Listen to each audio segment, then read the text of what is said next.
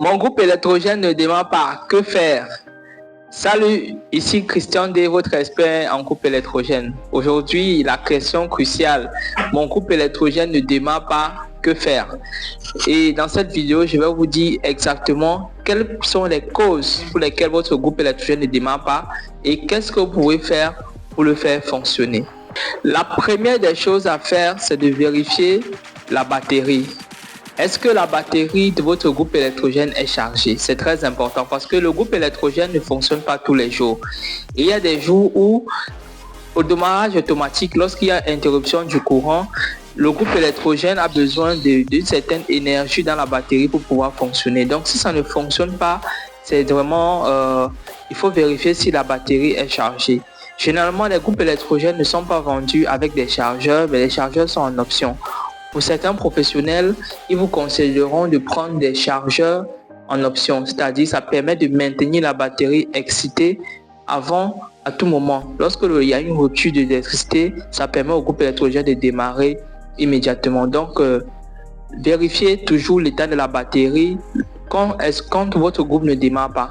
Si possible, appelez les vulcanisateurs là, ou ceux qui rechargent de l'air dans les roues, ils peuvent venir exciter la batterie et faire démarrer le groupe électrogène. Deuxième chose pour laquelle votre groupe électrogène ne démarre pas, ça peut être dû à la qualité du carburant. Pour cela, je vais vous raconter une petite histoire qui m'est arrivée récemment avec l'une de mes clientes. Elle a acheté un groupe électrogène 200 kVA avec nous et elle est allée en voyage. Par derrière, le groupe électrogène est un groupe électrogène diesel. Par derrière, ses employés de maison ont plutôt mis du carburant à l'intérieur du groupe. Du coup, le groupe ne démarre pas. À son retour de voyage, quand elle a essayé de démarrer le groupe, cela ne démarrait pas. Du coup, elle m'a appelé pour dire « Ah monsieur, il y a un souci avec le groupe électrogène et tout ». J'ai envoyé les techniciens sur le terrain et puis ils ont vérifié, ils ont constaté en fait que c'est le mauvais type de carburant qui a été mis. En le cas d'un exemple, ce fut le carburant, le super qui a été mis au lieu du diesel. Donc du coup, ça c'est très dangereux. Il ne faut jamais se confondre le type de carburant à mettre dans le groupe électrogène. Quand vous achetez un groupe électrogène diesel, c'est très important. Mettez toujours le carburant diesel à l'intérieur. Ne jamais mettre du super.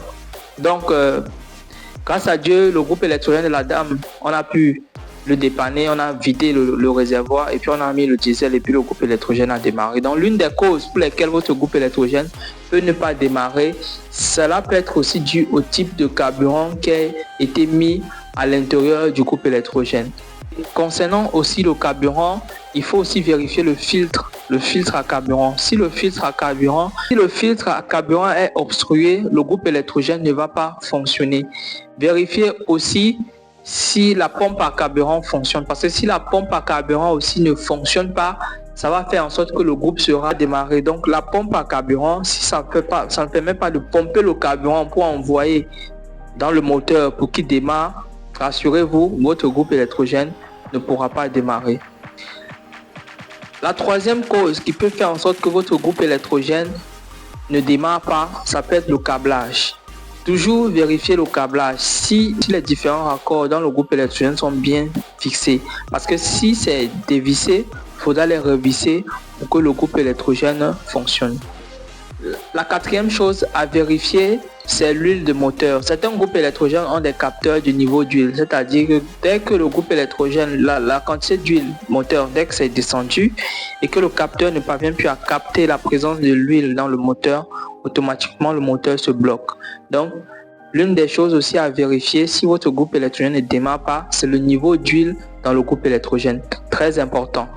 Cinquième chose, vérifier le filtre à air. Effectivement, si le filtre à air est bouché et que l'air n'arrive plus à passer pour permettre au carburant de fournir la puissance pour la compression du carburant, votre groupe électrogène ne pourra pas démarrer. Donc c'est très important de vérifier le filtre à air pour voir effectivement s'il est bouché ou pas. S'il est bouché, le nettoyer ou bien le remplacer. La sixième chose à savoir, il faut faire une maintenance préventive. Si votre groupe électrogène a duré, qu'est-ce que j'entends par maintenance préventive? Si votre groupe électrogène a duré assez longtemps, qu'il ne démarre plus, il faudrait faire une certaine maintenance préventive avant de le mettre en marche, c'est-à-dire vérifier les filtres à air, les filtres à huile, vérifier le niveau de carburant. Si le carburant est vieux, il faut le changer, peut-être d'ici à évaporer et tout. Et vérifier tous les différents paramètres. Il y a beaucoup de petits paramètres à regarder pour savoir exactement si le groupe encore peut démarrer ou pas. Donc c'est très important de garder cela en esprit. La septième chose à savoir, c'est le type de démarrage. Votre groupe électrogène peut ne pas démarrer parce que le système de démarrage est défectueux. Il y a des groupes qui se démarrent avec un inverseur automatique. C'est un appareil qui est placé à l'intérieur du coffret du groupe électrogène pour permettre à ce que dès que le courant s'interrompt, le groupe démarre automatiquement. Si cet inverseur automatique parfois est défectueux ou le système de démarrage en lui-même est défectueux, eh bien rassurez-vous, votre groupe ne peut pas démarrer. Donc il faudra changer, voire réparer ce système de démarrage avant de mettre le groupe en marche.